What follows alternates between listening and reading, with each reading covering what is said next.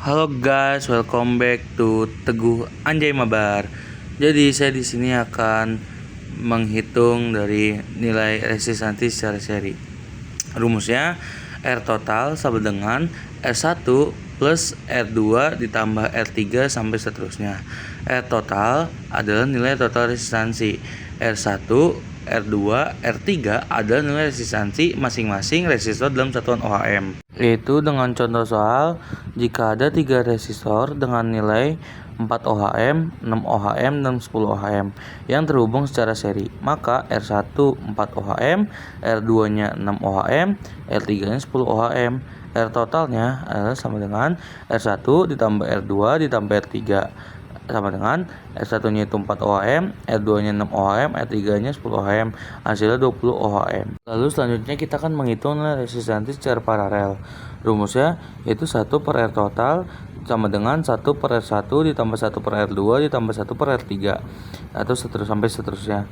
Atau secara umum untuk dua resistor, 1 per R total sama dengan 1 per R1 ditambah 1 per R2 ditambah atau R total sama dengan R1 dikali R2 per R1 kali R2 tambah R2. R1, R2, R3 dan nilai resistansi secara masing-masing dalam rangkaian. R total adalah resistansi total dari semua resistor yang terhubung secara paralel. Lalu di sini ada contoh soal, yaitu jika terdapat 3 resistor yang masing-masing nilainya itu 6 ohm, 3 ohm, dan 2 ohm, maka resistansi totalnya adalah 1 per R1 sama dengan 1 per 6, 1 per R2 sama dengan 1 per R3, 1 per R3 sama dengan 1 per 2. Jadi 1 per R total sama dengan 1 per 6 ditambah 1 per 3 ditambah 1 per 2. 1 per R total sama dengan 1667 ditambah 0,3333 ditambah 0,5 atau sama dengan 1. Bahkan hasil dari R total sama dengan 1 per Q1 sama dengan 10 ohm atau 10 ohm per 1 ohm. Itu jawabannya. Lalu selanjutnya kita akan menghitung nilai kapasitansi secara seri. Prinsip dalam perhitungan pada rangkaian seri, muatan total Q pada setiap kapasitor adalah sama. Tetapi tegangan dan total atau V total adalah jumlah dari tegangan pada masing-masing kapasitor. Menghitung kapasitansi total. Pada rangkaian seri, kapasitansi total dapat dihitung dengan rumus 1 per C total sama dengan 1 per C1 tambah 1 per C2 ditambah 1 per C3 sampai seterusnya. Penjelasannya, mengapa menggunakan kebalikan? Dalam rangkaian seri, tegangan V total adalah jumlah tegangan dari setiap kapasitor. V total sama dengan V1 ditambah V2 ditambah V3 sampai seterusnya. Menggunakan hubungan dasar Q sama dengan C kali V dapat diuraikan menjadi V total sama dengan Q per C total.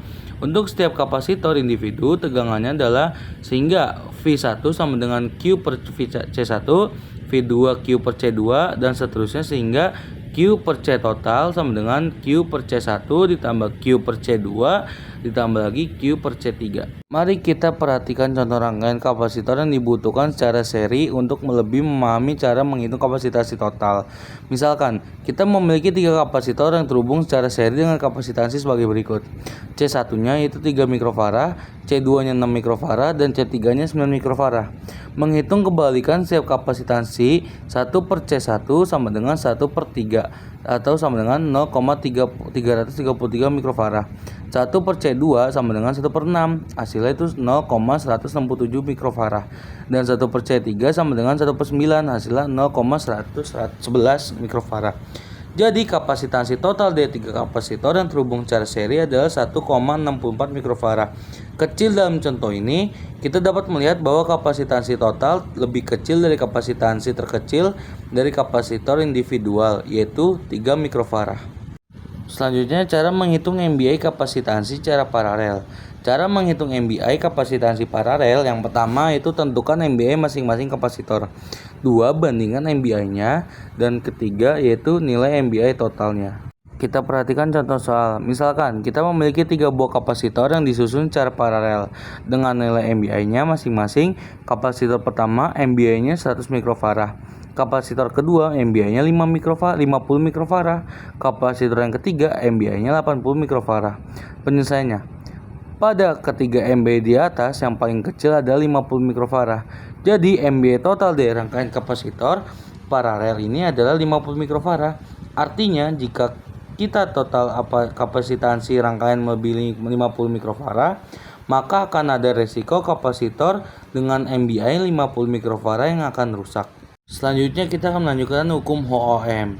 Secara matematis, hukum OHM dapat dituliskan sebagai V sama dengan I kali R, di mana V adalah tegangan listrik diukur dalam satuan volt dan I adalah kuat arus listrik yang diukur dalam satuan ampere, dan R adalah hambatan listrik yang diukur dalam satuan OHM. Contoh soal, lampu pilar memiliki hambatan 200 ohm dihubungkan dengan sumber tegangan. Jika lampu tersebut 220 volt, berapa kuat arus yang mengaliri melalui lampu tersebut? Penyelesaiannya tersebut diketahui hambatannya itu 200 ohm dan tegangannya 220 volt. Yang ditanya adalah arusnya. Bagaimana sih penyelesaiannya? Kita menggunakan rumus V sama dengan I kali R. Karena yang dicari I, jadi kita I sama dengan V per R. I sama dengan 220 per 200 ohm. Jadi I sama dengan 1,1 ampere. Jadi kuat arus yang mengaliri melalui lampu pijar tersebut adalah 1,1 ampere. Ketemukan jawabannya. Hukum Kirchhoff arus. Jumlah kuat arus listrik yang masuk ke titik percabangan sama dengan jumlah kuat arus listrik yang keluar dari titik tersebut. Hukum Kirchhoff arus ini sangat berguna untuk menganalisis arus listrik yang mengalir dalam suatu rangkaian listrik, terutama pada rangkaian yang lebih kompleks dengan banyak percabangan. Lalu selanjutnya ada contoh soal, yaitu terdapat sebuah rangkaian listrik sederhana dengan 3 cabang. Arus listrik 12 mengaliri masuk ke titik percabangan, kemudian terbagi menjadi 2 arus, yaitu 12 dan 13. Diketahui 11 sama dengan 3A. Ditanya berapa nilai 11 sama dengan 12 ditambah 13, tentukan nilai L1. 3A sama dengan 12 tambah 13. Karena kita hanya memiliki satu persamaan dan 2 variabel, 12 dan 13, maka kita tidak dapat menentukan nilai 12 dan 13 secara pasti tanpa informasi tambahan lainnya. Hukum Kirchhoff tegangan. Hukum Kirchhoff tegangan atau Kirchhoff jumlah aljabar tegangan dalam suatu artinya jika kita menelusuri KVL menyatakan bahwa voltage law -1 kaitannya tertutup dengan 0. Rangkaian semua elemen pada suatu jalur tertutup. Total dari semak kenaikan dan peneluran tegangan akan berakhir pada 0. Setahun ini di-op berdasarkan pada hukum energi, yang berarti energi yang dipasok ke suatu loop harus sama dengan energi yang diserap. Contoh kasus dan penyelesaiannya. Misalkan ada rangkaian tertutup dengan 2 resistor R1 yaitu 2 ohm mengalir melalui rangkaian tersebut. Maka V min dikurangin IR sama dengan 0 dan V dikurang I per buka kurung 2 tambah 3 per buka kurung sama dengan 0. 10 sama dengan 5I, karena 5 jadi 2 tambah 3 kan. I arusnya yaitu 10 per 5 sama dengan 2A. Dengan arus I nya yaitu 2A, kita bisa menghitung tegangan pada tiap resistor. Tegangan di R1 atau I kali R per kali R2 sama dengan 2 kali 2 sama 4 volt. Tegangan di R2 yaitu I dikali R2 sama dengan 2 dikali 3 yaitu hasil 6 volt. Jadi di masing-masing pada R1 itu 4 volt dan R2 itu 6 volt. Daya listrik adalah laju energi listrik yang dibutuhkan atau diubah menjadi bentuk lain. Contohnya seperti panas, cahaya, atau gerak persatuan waktu. Secara matematis, daya listrik disebut P. Dapat dihitung dengan jika tegangan adalah V dan arus adalah I, diketahui P sama dengan V kali I. Jika arus adalah I dan resistansi adalah R, diketahui P sama dengan I kuadrat dikali R. Jika tegangan V dan resistansi R diketahui, maka P sama dengan V pangkat 2 per R. Daya listrik, contoh kasus dan penyelesaian. Daya listrik misalkan kita memiliki rangkaian dengan satu resistor 10 ohm yang terhubung dengan sumber tegangan 20 ohm. Kita diminta untuk menghitung daya yang diserap oleh resistor tersebut.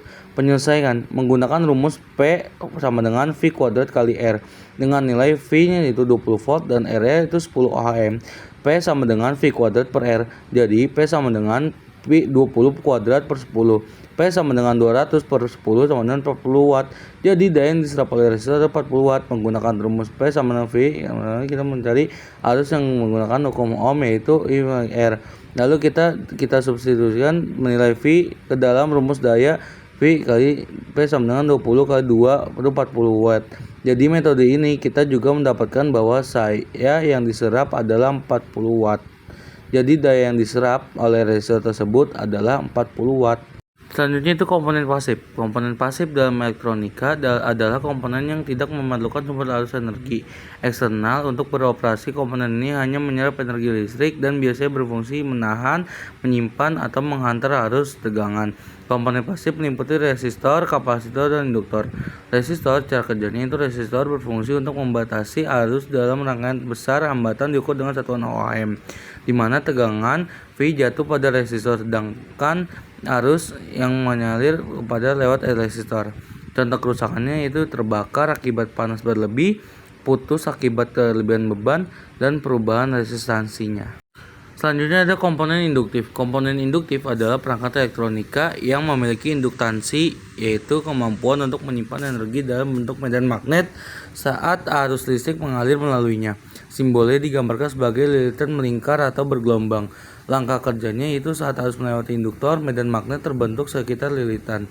Cara kerja induktor menimbulkan induksi elektromagnetik, di mana perubahan arus menciptakan tegangan balik yang menghambat perubahan tersebut. Ya, jadi ini contoh kerusakannya yaitu lilitan terbakar akibat arus berlebih. Saturasi inti yang mengurangi efeksi induktor, yaitu korosi pada kawat atau inti yang menyebabkan penurunannya kinerja induktor itu sendiri. Yang selanjutnya ada komponen semikonduktor. Komponen semikonduktor adalah komponen elektronik yang terbuat dari bahan dengan konduktivitas antara konduktor seperti logam dan isolator seperti keramik. Bahan semikonduktor seperti silikon, germanium memungkinkan kontrol arus listrik dalam rangkaian. Diode berfungsi sebagai penyeara arus. Diode hanya mengalirkan arus listrik satu arah dari anoda ke katoda. Ya, yang nomor 2 itu ada transistor. Transistor memiliki dua tipe. Yang pertama ada NPN dan PNP. NPN memiliki panah ke bawah dan PNP memiliki panah ke atas. Transistor berfungsi sebagai penguat atau saklar pada BJT. Arus kecil yang masuk ke tegangan basis akan mengontrol arus yang lebih besar. Selanjutnya sini memiliki contoh kerusakan, yaitu yang pertama ada short circuit, hubungan yang pendek. Terjadi ketika komponen semikonduktor mengalami konsleting hingga arus listrik tidak terbatas mengalir ke komponen. Yang kedua itu ada open circuit atau terputus. Kegagalan pada komponen semikonduktor bisa disebabkan rangkaian terbuka mengakibatkan arus listrik yang terhambat. Yang selanjutnya yaitu komponen filamen pemanas atau semikonduktor. Komponen pemanas atau filamen adalah elemen yang menghasilkan panas saat dialirkan arus listrik. Simbolnya biasanya digambarkan sebagai garis bergelombang atau lingkaran dengan titik di dalamnya. Cara kerjanya, saat arus listrik mengalir melalui filamen, biasanya terbuat dari logam resistif seperti tungsten. Resistansi logam tersebut mengubah energi listrik menjadi energi panas. Di sini ada contoh kerusakannya, yaitu diakibat putus atau burnout. Filamen putus karena terlalu panas atau penggunaan berlebih, menyebabkan arusnya tidak mengalir. Yang kedua yaitu korosi atau oksidasi, di mana permukaan filamen mengalami oksidasi yaitu dapat mengurangi efisiensi panas atau menyebabkan putusnya lebih cepat dari filamen tersebut.